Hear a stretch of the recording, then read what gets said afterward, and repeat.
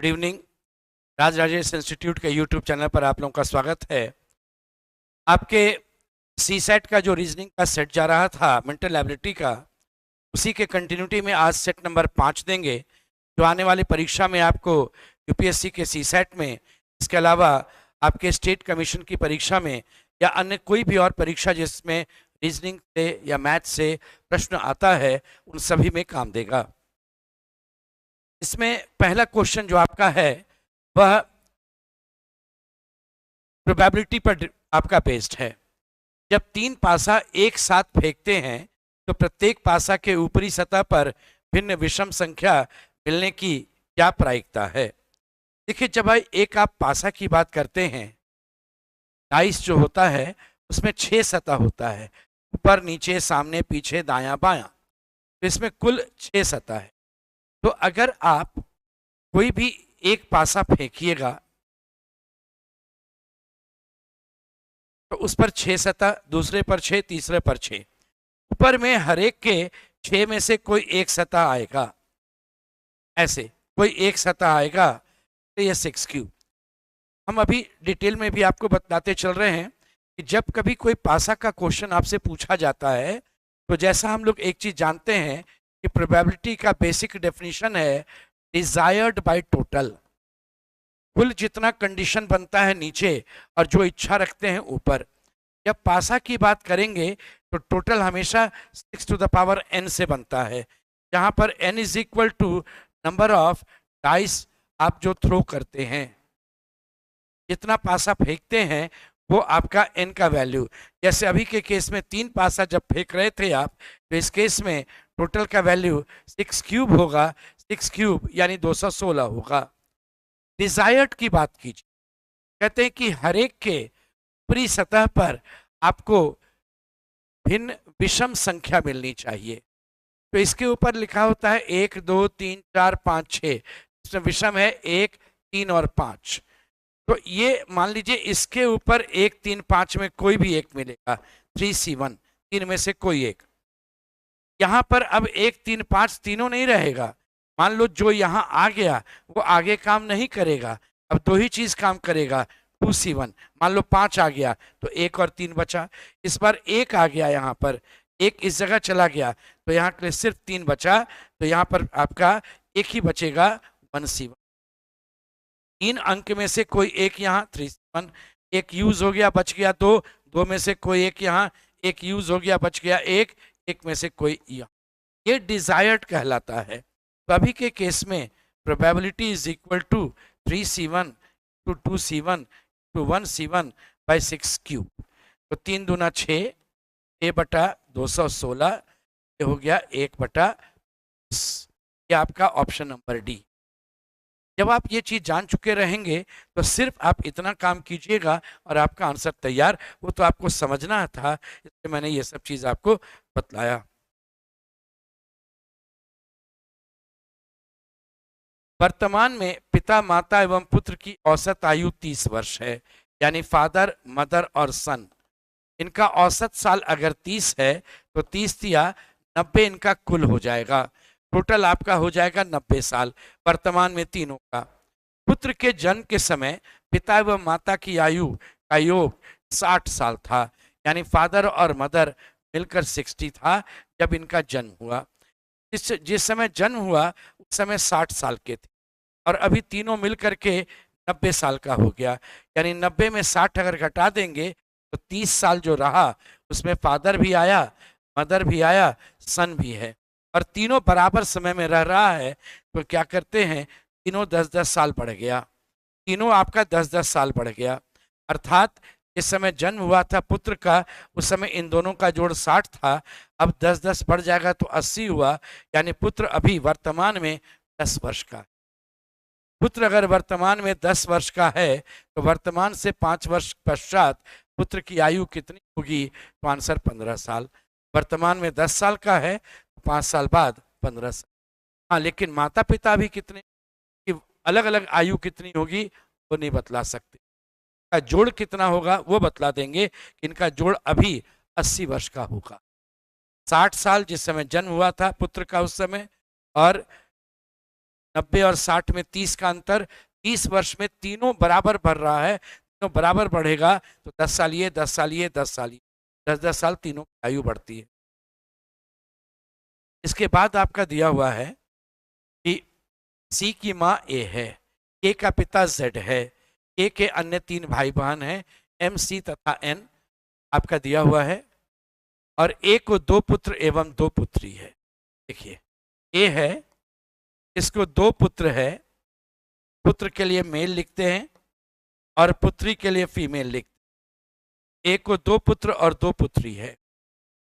सी की माँ ए है, अब सी मेल या फीमेल नहीं मालूम, लेकिन एक देखिए सेंटेंस, के का इकलौता भाई सी है, सी भाई है यानी सी यहां जाए, सी मेल होगा।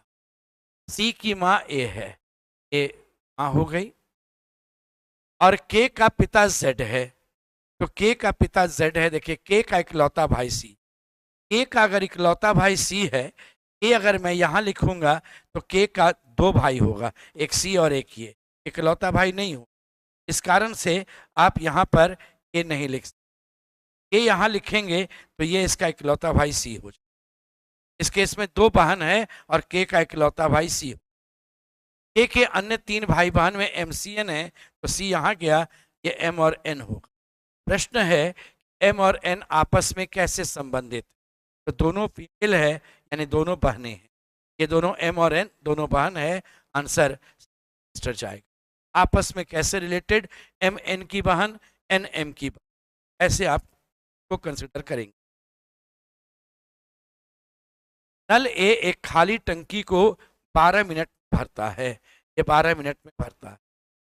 टंकी के तली में छिद्र के कारण टंकी को भरने में 15 मिनट लगा, यानी नल ए भी काम किया और ये जो छिद्र है वह भी काम किया, यानी लीकेज, ये लीकेज भी काम करेगा। ये जब काम करता है तो 15 मिनट का समय लेता है। 12 और 15 का एलसीएम निकाल लीजिए, 12 और 15 का एलसीएम हुआ 60। ये 60 जो आप लिखते हैं ना, ये टंकी की धारिता, कैपेसिटी ऑफ टैंक कहलाएगा। 12 मिनट में 60 यूनिट भरेगा तो 1 मिनट में 5 यूनिट भरेगा, और ये 15 मिनट में 60 यूनिट भरेगा तो 1 मिनट में 4 यूनिट ही भरेगा। तो देखिए इस केस में क्या है, सिर्फ ए काम करता है, इसमें ए प्लस एल है।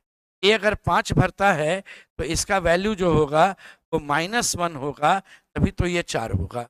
यानी लीकेज वाला जो है वह 1 मिनट में 1 यूनिट पानी निकाल लेगा, तो 60 यूनिट पानी निकालने के लिए उसको 60 मिनट समय, 1 मिनट में 1 निकालता है तो 60 निकालने में 60 मिनट समय लगेगा। क्वेश्चन यही पूछा गया कि छिद्र के कारण भरी हुई टंकी को खाली होने में कितना समय लगेगा, तो आंसर हो गया 1 घंटा यानी 60 मिनट। यदि 5 जनवरी सोमवार है, सोचिए जनवरी में 5 तारीख मंडे है, तो 5 7 5 12 7 19 7 26, 26 7 33, 26 7 33 का मतलब हो गया 31 का महीना होता है, तो 2 फरवरी भी मंडे हो गया। 2 7 2 9 9 7 16 16 7 23, 23 हो गया आपका। 23 के बाद 23 7 30, फरवरी अगर 28 दिन का होगा तो 30 तारीख हो जाएगा मार्च में 2, और अगर फरवरी 29 का होगा, ये मान लीजिए 28 का फरवरी, अगर फरवरी 29 का होगा तो उस केस में आपका 30 होगा, और यहाँ आपका 23 7 30 पर आएगा, 30 का मतलब 1 मार्च हो जाएगा। इसके 1 मार्च मंडे, देखिए 2 7 2 9 7 16 7 23, 23 7 30, 28 प्लस 2, 28 प्लस 2 2 मार्च हुआ, और ये 23 7 30 तो 29 प्लस 1 ये 30 हो गया 1 मार्च। तो 2 मार्च मंडे, 2 7 2 9 9 7 16 16 7 23 23 7 30, मार्च में तो 31 दिन होता है, 1 7 1 8 7 15 7 22 7 19, तो टोटल आपके पास दोनों कंडीशन में 5 ही बार सोमवार मिलेगा। ऑप्शन नंबर, मार्च महीने में कितना सोमवार मिलेगा, 5 रहेगा। एक बैडमिंटन टूर्नामेंट में कुछ लड़के तथा लड़कियों की भागीदारी है। प्रत्येक खिलाड़ी एक दूसरे के साथ केवल 1 मैच खेलता है। 10 मैचों में दोनों ओर केवल लड़के हैं। देखिए इसमें लड़के अगर रहेंगे तो बॉय बॉय, लड़के और लड़कियां बॉय गर्ल, लड़कियां लड़कियां गर्ल। तो 10 मैच है जहां पर दोनों ओर केवल बॉय है, 10 मैच ये, और टोटल आपके पास 36 मैच। तो इन दोनों में कितना कितना मैच जाएगा वो निकालना है। 10 मैच में केवल दोनों ओर लड़के ही रहेंगे और 36 टोटल मैच। तो देखिए जितना भी कैंडिडेट होगा, इसका तरीका होता है एक मैच में 2 खिलाड़ी, यहाँ 2 लिखेंगे। नंबर ऑफ पर्सन जितना मैच में होगा NC2, और ये बराबर आपका 36 दिया हुआ है। तो इसका तरीका है n into n minus 1 divided by 2 into 1 बराबर 36। तो ये हो गया n इंटू n माइनस 1 बराबर 72। यानी ये वाला वैल्यू जो आपका रहेगा 9 गुना 8 बराबर 72 होगा। यानी टोटल 9 व्यक्ति, 9 में बॉयज भी है, 9 में गर्ल्स भी है।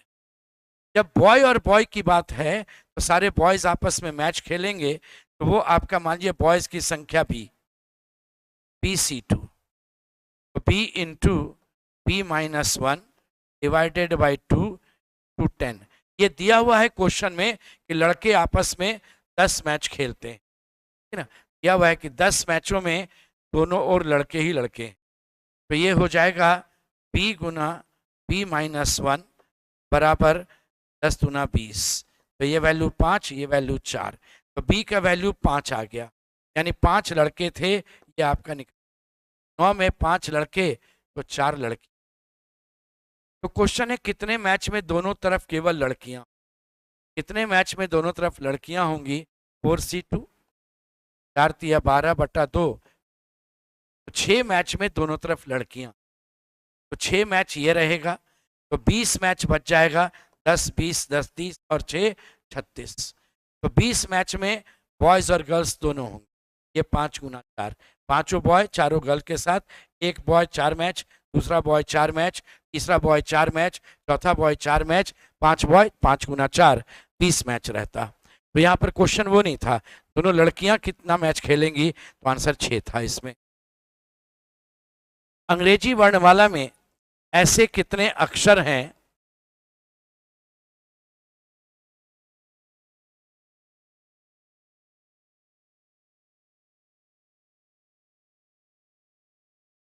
ये वर्णमाला के अक्षर A से Z तक जिनके ठीक पहले या ठीक बाद में एक स्वर है। बोले इनके पहले स्वर है, इनके बाद में स्वर है, इनके पहले है, इनके बाद में, इनके पहले, इनसे पहले, इनके बाद, इनसे पहले, इनके बाद, इनसे पहले। वर्णमाला Z पर समाप्त हो जाता है। जब साइक्लिक की बात करेंगे तभी तो आगे बढ़ेंगे। इसलिए आपके पास टोटल अक्षर इसमें ऐसा कितना था जिनके ठीक पहले या ठीक बाद में एक स्वर था। आंसर 9। 3 4 5 6 7 8 से 3 अंकों की कितनी संख्याएं बन सकती हैं जिनमें अंक आरोही क्रम में रहेंगे। तो देखिए इसमें क्या है ना, 3 यहाँ, 3 के बाद मान लो 4 यहाँ होता, तो उसके बाद 5 6 7 8 कोई भी आप लिख सकते थे, ये 4 संख्या बनेगी। 345 346 347 348। अगर मैं यहाँ 3 लेता हूँ, इस बार 4 की जगह 5 लेता हूँ, तो यहाँ 6, यहाँ 7, यहाँ 8, 356 57 58, यहाँ 3 नंबर बनता। यहाँ 3 लेते, 6 लेंगे तो 7 और 8 2 नंबर होगा। यहाँ 3 के बाद 7 लेंगे तो 1 ही हो। तो 4 3 7 2 9 1 10 तो आ गया। जब यहाँ पर 4 लीजिएगा तो उसके आगे का देखिए 5, तो उसके बाद बचेगा 6 7 8, 3 होगा। यहाँ 6 लेंगे तो 7 8 बचेगा, यहाँ 7 लेंगे तो 8 बचेगा। 3 2 5 1 6। जब आप 5 लेकर चलिएगा तो आगे 6 होगा, 7 8 रहने से यहाँ 2, और यहाँ 7 लेंगे 8 रहने से 1। फिर जब 6 लेंगे तो यहाँ एक ही कंडीशन, तो इस जगह 3 1 4, 3 2 5 1 6 4 10, और ये आपका 4 3 7 2 9 1 10, तो 10 और 10 20। उसको हम जब ऐसा रहे ना तो यहाँ से भी निकाल लें। देखिए इसके आगे आप चलिएगा, 3 से चलेंगे तो आगे 4 आएगा, तो उसके इसमें इसके बाद ये 4 4 आएगा, 3 2 1, ये मिला दीजिए, 4 3 7 2 9 1 10। इसके बाद की बात करते हैं, इससे जब चलेंगे तो 3 आएगा, 3 2 1, 3 2 5 1 6। इससे बाद चलेंगे तो 2 रहेगा, 2 और 1 3, फिर 1 बचेगा, तो 10 6 16 3 19 और 1, ये चीज होगा। पहले ये पहला स्थान, ये दूसरा स्थान, 4 बचा, तो 4 3 2 1, 3 2 1 2 1 और 1, तो ये हो गया 4, ये 6, ये 6, ये टोटल आपका 10, ये 20 था। इसके बाद आते हैं नेक्स्ट में, कहा गया कि सीरीज में अगला नंबर क्या होगा बतला दो। तो यहाँ पर हमेशा क्वेश्चन मार्क के बाद अगर ज्यादा नंबर है और बड़ी संख्या है तो आप इसके यही सबसे पहले पढ़िए। 33 गुना 6 198 होता है। ये गुना 6 दिख रहा था मुझे, यानी ये गुना पर कुछ मतलब रख रहा है। तो यहाँ पर देखते हैं, ये गुना में चलेगा, ये गुना नहीं भी चल सकता है, जोड़ भी, लेकिन एक पैटर्न बनना चाहिए। 1 + 1 2 हो गया, 2 गुना 2 4, 4 + 3 7। देखिए 1 2 3 4 5 और 6, यहाँ 4 और 5 होना चाहिए। जोड़ गुना जोड़ गुना, 7 × 28, फिर ये जोड़ हो जाएगा 35, फिर ये गुना हो गया आपका 28 और 5 33, 33 और गुना 6 198, यानी इस जगह पर आप 28 उत्तर दीजिए। पैंट एवं शर्ट के मूल्य का योग तथा पैंट एवं शर्ट के मूल्य का अंतर, इसका अनुपात 7:4 है, यानी 4p + 4s = 7p - 7s। -7s को इधर बुलाएंगे, 11s होगा, वो उधर चला जाएगा तो 3p हो जाएगा। तो p/s जो रहेगा वो 11/3 हो। p/s 11/3, उसको जब ये दिया है ना, अगर मान लो किसी दो चीज का रेशियो का सम आपको ये है और ये इनका डिफरेंस है, तो आप दोनों का रेशियो निकालना हो, एक बार दोनों को जोड़ दो। ये दोनों जोड़ में है, 7 और 4 जोड़ेंगे 11, और 7 में 4 घटा देना। अगर आपका जो दो रेशियो है, रेशियो में एक टर्म दो चीज का जोड़ है और इसी का अंतर है, तो उन दोनों का आपस में क्या रेशियो होगा, 7 4 11 और 7 में 4 घटेगा 3। आप ऐसे भी निकाल सकते हैं। आज यहीं तक रहेगा आपका।